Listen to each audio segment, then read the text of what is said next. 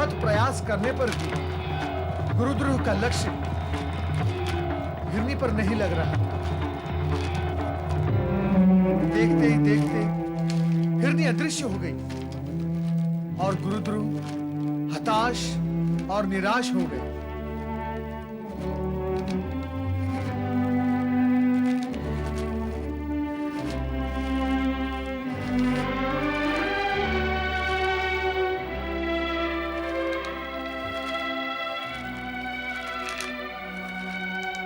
न जाने हिरनी किस दिशा में चली गई है। इस पेड़ पर चलकर देखता हूं।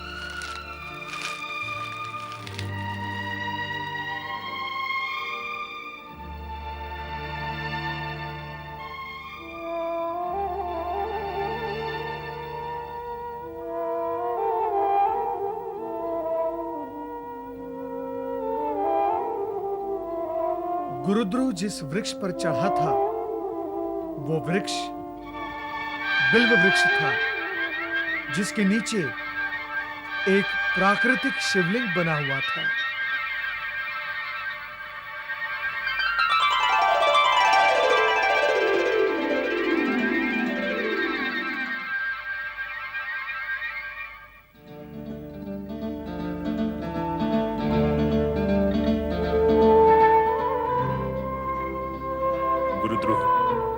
तू इस निरीह प्राणी के प्राण क्यों हरना चाहता है? इसने तेरा आखिर क्या अनिष्ट किया है जो तू इसके प्राणों के पीछे पड़ा हुआ है?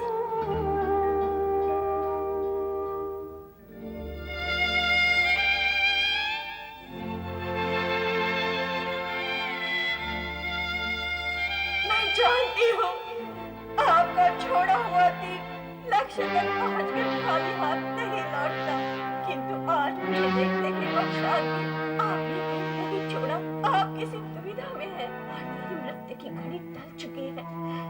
मैं आपकी आभारी हूँ। मेरे पति और बच्चे आपके सदा ऋणी रहेंगे, आपके सदा ऋणी रहेंगे। नहीं नहीं, मेरे मन में कोई दुविधा नहीं है। मुझे तुम्हारा वध करना ही है।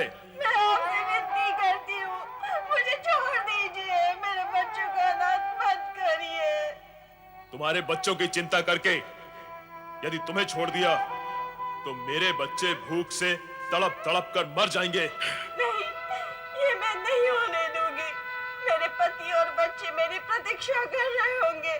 बस मुझे इतना समय दे दीजिए कि उनसे एक बार मिलूं और कह भी हूं कि यही हमारा अंतिम मिलन है। भगवान के लिए मेरी ये विनती स्वीकार कर लीजिए। और तुमने छल किया तो? तुम न लौटी तो? मैं एक माँ हूँ, बच्चों की भूख का अर्थ समझती हूँ। मेरे छल के कारण आपके बच्चों का अनिष्ट हो, ये मुझे कभी सहन नहीं होगा। मैं आऊंगी, अवश्य आऊंगी, ये मेरा वचन रहा। प्राणों के भय के आगे वचन झूठे पड़ जाते हैं। और फिर भूखे के सामने पकवानों से भरी थाली या शिकारी के सामने शिकार हो और वो उसे छोड़ दे, ये कैसे संभव हो सकता है?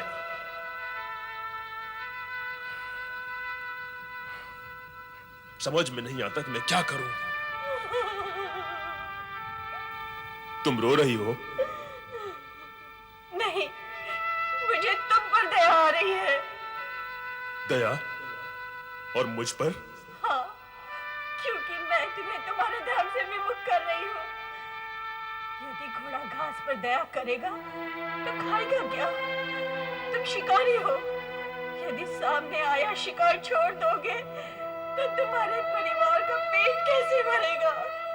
तुम तुरंत चली जाओ यहां से, अन्यथा स्वभाववश हाथ में पकड़ा ये बाण चल जाएगा और तुम्हारे प्राण पखेरु उड़ जाएंगे। उस दशा में तुम्हारे परिवार वाले, तुम चली जाओ यहां से। आपने अपना कर्तव्य पूरा किया, अब मैं भी करूंगी। घर में सबसे मिलने के उपरांत यही आकर तुम्हारे सामने खड़ी हो जाऊंगी। तब तुम मेरे प्राण हर लेना। तुम्हें मुझ पर भरोसा नहीं? तुझ पर भरोसा है या नहीं, मुझे तो अब स्वयं पर भी विश्वास नहीं रहा। तुम कुछ सोच रहे हो? नहीं नहीं, तुम शीघ्र जाओ और जल्दी लौट कर आना। मैं तुम्हारी यहीं प्रतीक्षा करूंगा। धन्यवाद शिकारी जी, धन्यवाद।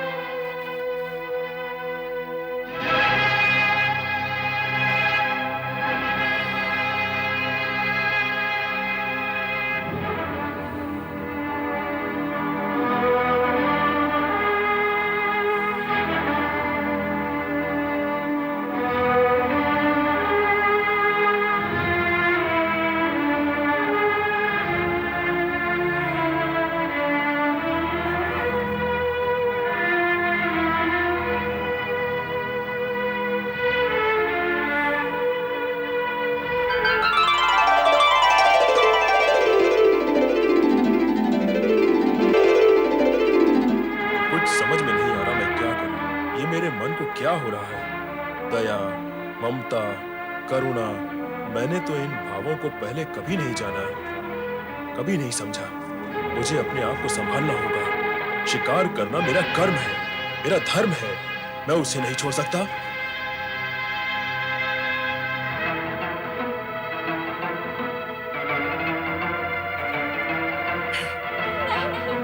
मुझ पर दया करो। मैं तो यहाँ अपनी बहन को ढूंढने आई थी। वो घर नहीं पहुंची। उसका परिवार उसके लिए बहुत चिंतित है। चिंता मत करो, अब तक तो वो घर पहुंच गई होगी और कुछ ही देर में पुनः यहाँ आती होगी। तब मैं उसका शिकार करूंगा, किंतु उससे पहले नहीं नहीं, मुझे छोड़ दो। अच्छा, इतनी ही देर के लिए छोड़ दो कि मैं घर जाकर देख आऊं मेरी बहन पहुंच गई अथवा नहीं। मैं वचन देती हूँ, कुछ ही देर में मैं स्वयं तुम्हारा बाण खाकर प्राण त्यागने के लिए तैयार होकर आऊंगी। कृपया मुझ पर विश्वास करो। चलो ठीक है, मैं तुम्हारी भी प्रतीक्षा में यहीं बैठा रहूंगा।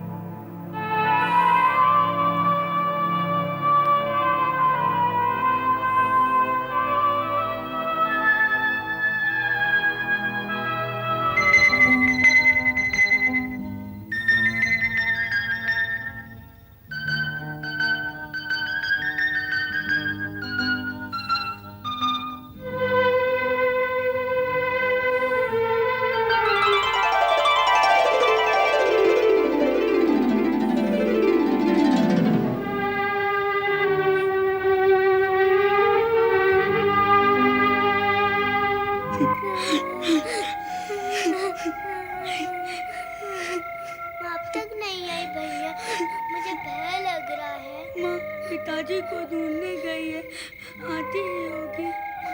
भूख लगी है। भूख तो मुझे भी लग रही है। बड़ी भूख लगी है।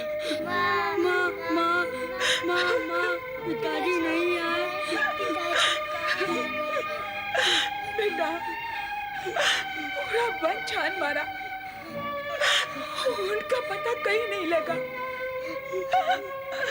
मुझे तो शंका है कहीं तुम्हारे पिताजी किसी शेर, चीते या भालू का शिकार न बन चुके हो। नहीं माँ, नहीं, ऐसा नहीं।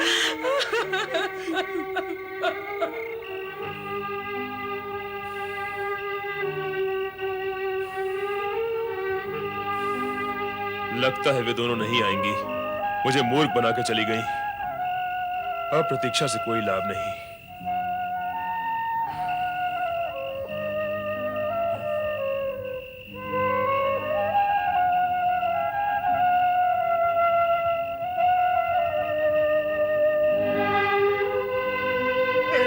मुझे मत मारो, मैं तो यहाँ अपनी पत्नी को ढूंढने आया था। सच कहो, क्या तुमने उसका वध कर दिया? नहीं, वो मुझसे कह कर गई थी कि तुम लोगों से मिलकर लौटेगी, किंतु लौट कर आई नहीं। लगता है अपने वचन से फिर गई है। मैंने सारा दिन उसकी प्रतीक्षा में गंवाया है। मेरे बच्चे भूख से तड़प रहे होंगे, मेरी पत्नी मेरे लिए चिंतित होगी।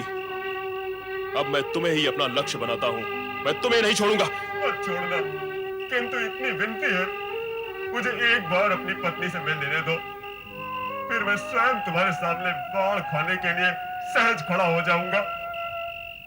ठीक है, तुम भी जाओ, किंतु शीघ्र आना, बहुत विलंब हो गया है।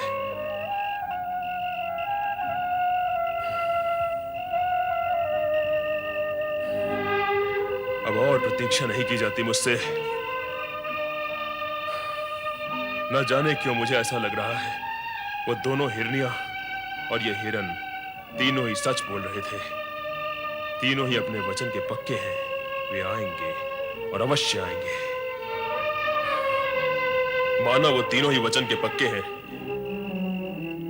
किंतु तेरा मन, क्या तेरा मन भी उतना ही पक्का है कि तू उन तीनों पर अपने बाण चला सके? क्यों नहीं? क्या आज मैं बाण पहली बार चलाऊंगा? आज तक मैंने कितने ही बाण चलाए और कितने ही पशु पक्षियों को तड़प तड़प कर प्राण त्यागते हुए देखा। शिकार करना मेरा कर्म है और उससे परिवार को पालना भी मेरा धर्म है। सत्य है, किंतु आज न जाने क्यों मेरे अंदर दया और करुणा के स्रोत फूट पड़े हैं। वाह, अगर दया और करुणा के स्रोत इस तरह फूटते रहे फिर तो तुम अपने परिवार का भरण पोषण कर चुके। मेरी समझ में नहीं आ रहा है आज मैं किस विचित्र से धर्म संकट में फंस गया हूं। प्रत्यंचा खींचते हुए मेरे हाथ क्यों कांप रहे हैं? क्यों ऐसा क्यों हो रहा है?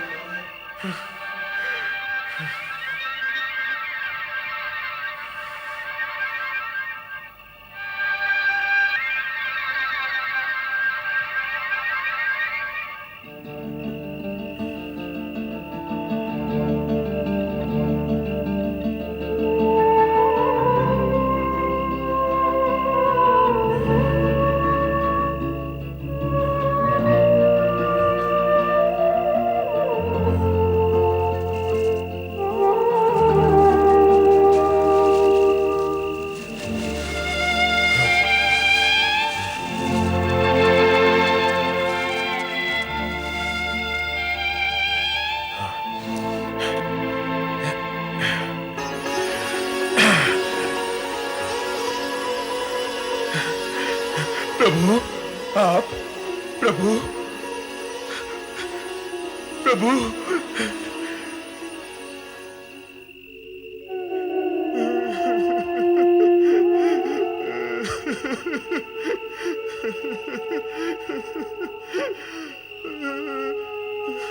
मैं क्या करूं भगवान, मैं क्या करूं? निर्दोष जीवों की हत्या करना मुझे अच्छा नहीं लगता, परंतु अपने परिवार का भरण पोषण करने के लिए मुझे ये पाप भी करना पड़ता है। अब आप ही बताइए प्रभु, मैं क्या करूं? क्योंकि यदि एक और जीव की हत्या पाप है तो दूसरी ओर जीवों को भूखा रखकर उन्हें मृत्यु की ओर ढकेलना भी तो पाप ही है। मैं कौन सा पाप करूं या कोई भी पाप ना करूं तो क्या करूं? मेरा मार्गदर्शन करिए भोलेनाथ, मेरा मार्गदर्शन करिए। मुझ पापी का कल्याण कीजिए प्रभु। वो भील आंसू बहा बहा कर आपको पुकार रहा है, आपकी सहायता मांग रहा है। उसकी व्यथा का अंत कीजिए महादेव, उसका मार्गदर्शन कीजिए। देवी सती, तुम्हारा इस विषय में क्या विचार है? अपने कर्म को विसार कर, अपने परिवारजनों को कष्ट में डालकर क्या वो भील ठीक कर रहा है? वो स्वयं कुछ नहीं कर रहा है स्वामी। उसके स्पर्श से अनजाने में जो बेलपत्र आपके लिंग पर गिरे हैं, इसी कारण उसका हृदय परिवर्तित हो गया है। वो क्रूर से दयालु बन गया है। वो विवश कहीं का नहीं रहा। देवर्षि उचित कह रहे हैं प्रभु, अब आप ही उसका मार्गदर्शन करें और उसे धर्म की राह पर लगाएं।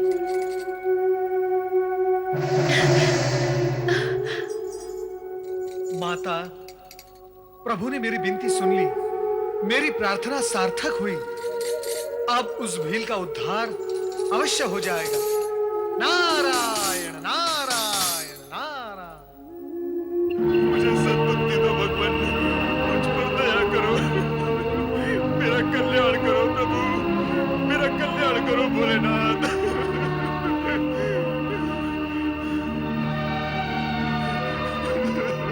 हम अपने वचन के अनुसार यहाँ आ पहुंचे हैं।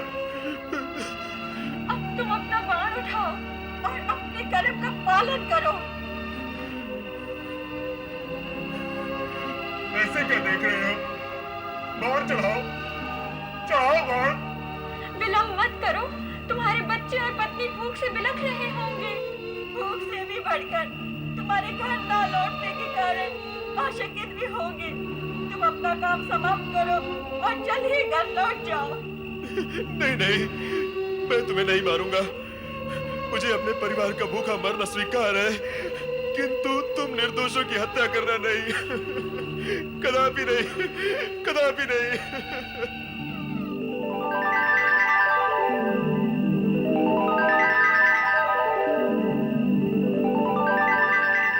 भोलेनाथ, भोलेनाथ।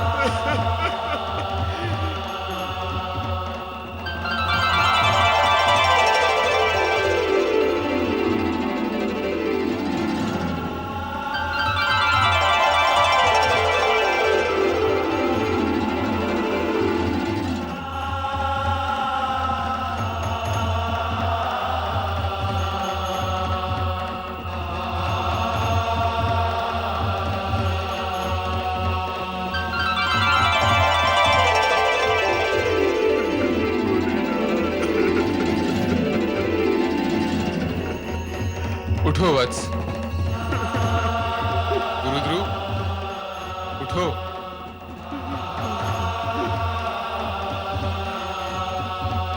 आओ वत्स। प्रभु, प्रभु, प्रभु, प्रभु, प्रभु। मुझे धर्मी को आपने साक्षात दर्शन दिए हैं। इस हत्यारे पापी पर इतनी कृपा क्यों? मैं इसके योग्य नहीं प्रभु, मैं इसके योग्य नहीं। गुरुध्रुव, हत्या करना पाप है, किंतु कर्म नहीं करना भी तो पाप है। और तुम्हारा तो कर्म ही ऐसा है जो तुम्हें न चाहते हुए भी पाप का भागी बना देता है।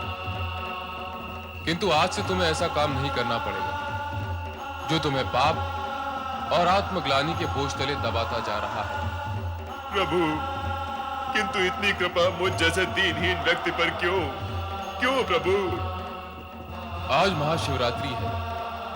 आज के इस पावन दिन बिल्व पत्रों से मेरी पूजा करने के पुण्य के फल स्वरूप तुम्हारा यह कायाकल्प हुआ है। और तुम तीनों ने आज के इस पावन दिन अपना दिया हुआ वचन पूरा कर दिखाया। ये देवी रूप उसी का फल है। तुम्हें मृग योनि से अपनी स्वाभाविक दिव्य योनि प्राप्त हुई। ओम नमः शिवाय।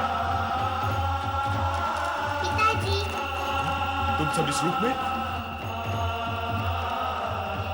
ये सब तुम्हारी भक्ति का प्रसाद है। आज महाशिवरात्रि के दिन मेरी पूजा करने के फल स्वरूप तुम अपने पूर्व पापों से मुक्त हो गए और श्रृंगवेरपुर के राजा बन गए। मैं और राजा? हाँ, अपने परिवार सहित वहां जाकर शिव आराधना को मन में उतारकर राज सुख का उपभोग करो। त्रेता युग में विष्णु के अवतार भगवान राम से तुम्हारी भेंट होगी और तुम उनके उत्तम मित्र के रूप में जाने जाओगे। जो आज्ञा भगवान शिव शंकर, जो आज्ञा। तुम तीनों दिव्य धाम के लिए प्रस्थान करो। जो आज्ञा प्रभु। गुरुध्रुव, महाशिवरात्रि के दिन तुमने शिव आराधना करके शिव भक्तों के अध्याय में अपना नाम अमर कर दिया है।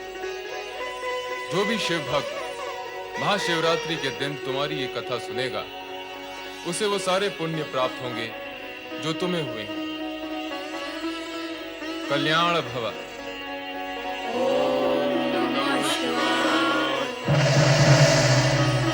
शिव कृपा से इस प्रकार गुरुद्रोह, उनकी पत्नी और दोनों बालकों ने श्रृंगवेरपुर राज्य की ओर प्रस्थान किया। ओम नमः शिवाय।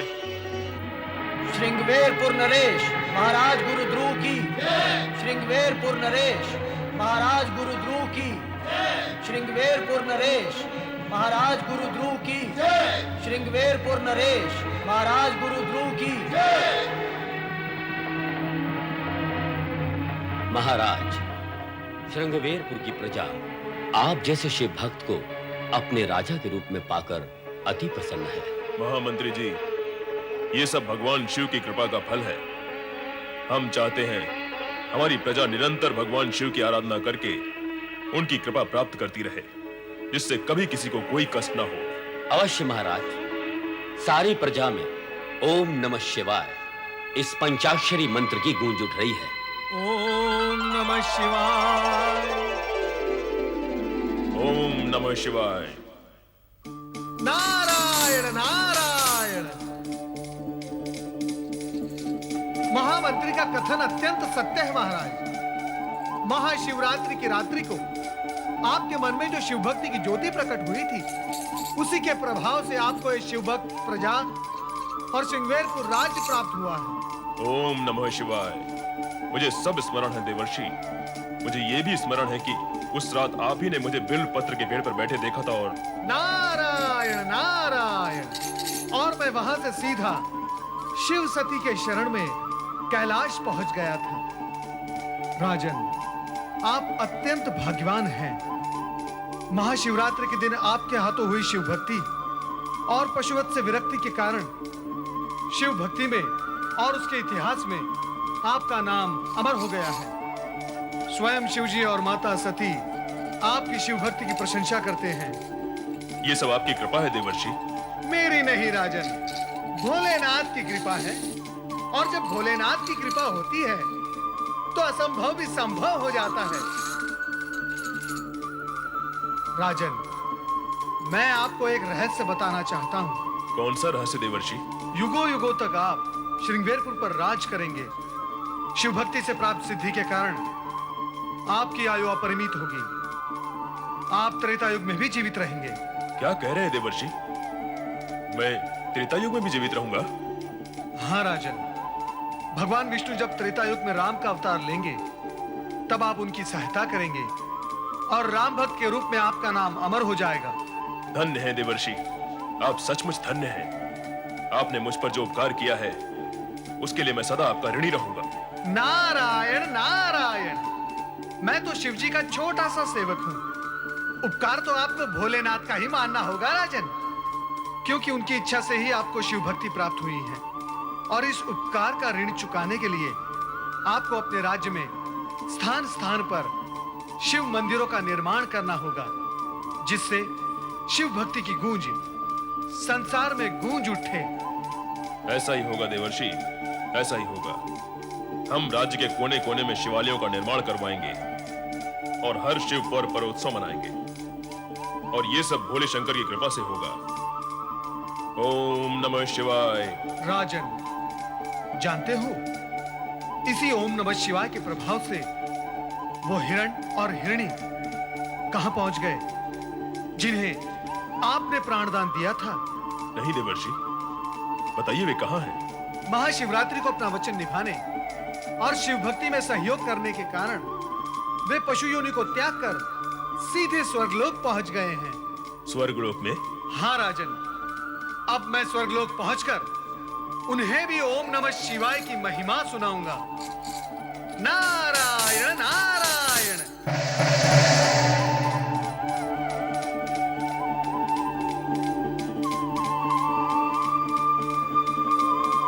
भोलेनाथ की लीला अपरंपार है। बोलो ओम नमः शिवाय।